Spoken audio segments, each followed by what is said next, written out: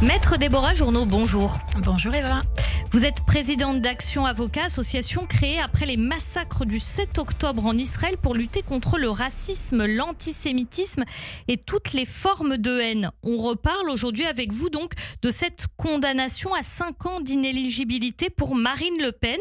Et selon les magistrats, en fait, une digue a sauté. Emmanuel Macron, tout à l'heure, a rappelé que la justice est indépendante et que les magistrats doivent être protégés.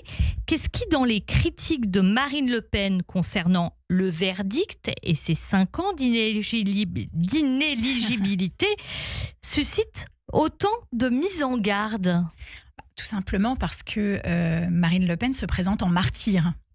Ce n'est pas seulement la décision de justice qu'elle conteste, c'est l'appareil judiciaire en entier, puisqu'elle laisse entendre que cette décision est politique et qu'on n'a pas fait une exacte application du droit. Et c'est la raison pour laquelle je suis venue aujourd'hui, parce que je trouve qu'on est sorti du débat, on est sorti de cette décision de justice pour ne faire que de la politique. Or, le tribunal judiciaire de Paris a avant tout rendu une décision de justice qui est fondée juridiquement parlant. Alors, la difficulté qu'on rencontre ici, c'est évidemment l'exécution provisoire. On va être amené à en reparler ensemble, mais c'est en réalité l'exécution provisoire qui chatouille Marine Le Pen. On ne parle pas du fond du dossier, vous l'avez remarqué. Pour le moment, on ne parle que du fait Alors justement, le fond du dossier, parlons-en, parce que c'est intéressant. Pourquoi Marine Le Pen a-t-elle été condamnée? Alors, Marine Le Pen a été condamnée pour détournement de fonds publics, car elle a employé, pas qu'elle évidemment, puisqu'il y a plusieurs personnes qui sont condamnées du Rassemblement national, d'avoir employé des assistants parlementaires via le canal du Parlement européen et leur avoir fait exécuter uniquement, et c'est vraiment le point qui est important, c'est uniquement des tâches liées au parti politique du Rassemblement national. Donc je pense que c'est vraiment important, parce qu'on a tendance à ne retenir que le fait qu'elle ne pourra pas en l'état se présenter aux élections présidentielles, mais il ne faut pas oublier quel est l'objet du litige et la raison pour laquelle elle a été condamnée. Il faut que les Français le gardent également en tête, parce que un futur président qui est condamné pour détournement de fonds publics, alors les 2,9 millions d'euros ne concernent pas que Marine Le Pen, évidemment. Mais étant donné que c'était Marine Le Pen qui était dans la course à l'élection présidentielle, on ne retient que ça actuellement. Mais je pense qu'il faut vraiment revenir à la raison pour laquelle elle a été condamnée. Déborah Journeau, il y a aussi ce qui flotte dans l'air par rapport à cette condamnation, le fait que Marine Le Pen, ce serait un cas isolé finalement, comme vous l'avez dit tout à l'heure, un martyr. Est-ce que le cas de cette exécution provisoire visant des détournements de fonds et des affaires similaires, notamment contre des politiques, c'est vraiment un cas si isolé que ça? Alors, la peine d'inéligibilité, elle n'est pas isolée, parce qu'on a... encore dernièrement, je veux dire, si on reprend l'exemple de François Fillon, par exemple, de Cahuzac, il y a de nombreux élus qui ont eu cette peine d'inéligibilité. L'exécution provisoire, c'est assez rare, effectivement. Mais à la lecture des notes d'audience, je trouve que le tribunal a quand même largement motivé cette exécution provisoire. Effectivement, l'exécution provisoire n'était pas obligatoire. C'est un choix du tribunal. Mais le tribunal s'est trouvé dans une situation, il fallait trouver un équilibre finalement entre soumettre cette décision à l'exécution provisoire et donc risquer effectivement que Marine Le Pen ne puisse pas se présenter aux élections présidentielles, ou au contraire ne pas la sortir de l'exécution provisoire, qu'elle en fasse appel tout de même parce qu'elle a été quand même condamnée sur le fond.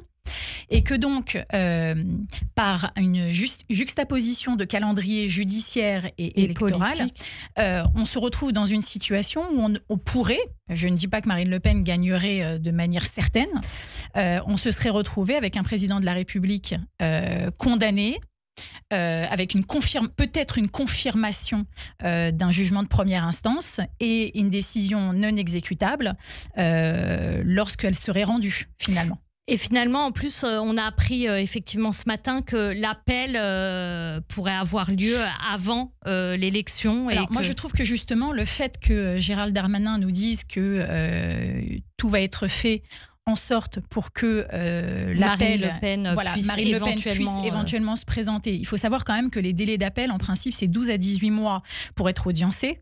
Ensuite, vous avez la durée du procès. En l'occurrence, là, on a eu une durée particulièrement longue.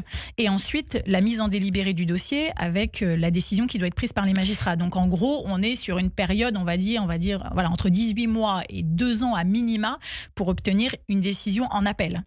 Là, ce que ça nous laisse entendre, c'est qu'on va accélérer le process. On va accélérer le process parce que finalement, ça veut dire que la justice prend quand même en compte... Alors, j'ai pas envie de dire le statut un peu spécial de Marine Le Pen parce que je considère qu'elle est comme tout citoyen et qu'elle doit être jugée de la même manière que tous les citoyens, mais on prend en compte l'intérêt général, la démocratie, les électeurs de Marine Le Pen aussi. Et donc, on va accélérer la machine, c'est-à-dire que la justice, quand elle veut, elle peut aussi accélérer la machine pour rendre une décision plus rapidement. Marine Le Pen se plaint finalement, mais de ce que vous nous décrivez, elle serait plutôt favorisée en réalité. Alors aujourd'hui, elle est favorisée, effectivement, puisque si elle peut être jugée en appel rapidement, elle va être privilégiée dans le traitement de son dossier, c'est évident. Alors elle veut faire appel à la Cour européenne des droits de l'homme. Qu'est-ce qu'elle va chercher là-bas ? Alors, elle a décidé d'engager plusieurs voies. Toutes les voies, en fait. Donc, c'est pour ça que dire que ces droits ne sont pas préservés, c'est un peu utopique, parce qu'on voit déjà qu'elle engage 3 voies différentes. Elle a fait appel, donc ça, c'est la première voie.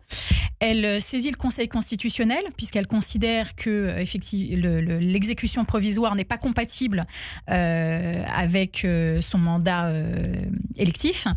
Et elle engage une procédure également devant la Cour européenne des droits de l'homme en disant qu'elle subit un dommage qui serait irréparable. Irréparable dans le sens où, si finalement elle était jugée postérieurement aux élections présidentielles ou dans un délai trop court pour qu'elle puisse s'y présenter, donc elle subirait un préjudice irréparable. Sauf que si finalement la justice arrive à rendre sa décision dans un délai plus court, le préjudice il sera inexistant. Dans le dossier, il y a aussi ce fameux emploi du trouble à l'ordre public. À quoi ça correspond ? Ça correspond aux attaques ad nominem contre des magistrats. Elles ont eu lieu a posteriori. Ça correspond au meeting de soutien prévu dimanche. Les magistrats avaient prévu tout ça ou ce trouble à l'ordre public, ça n'a rien à voir avec ça ? Je pense que la justice est un peu dépassée par la situation.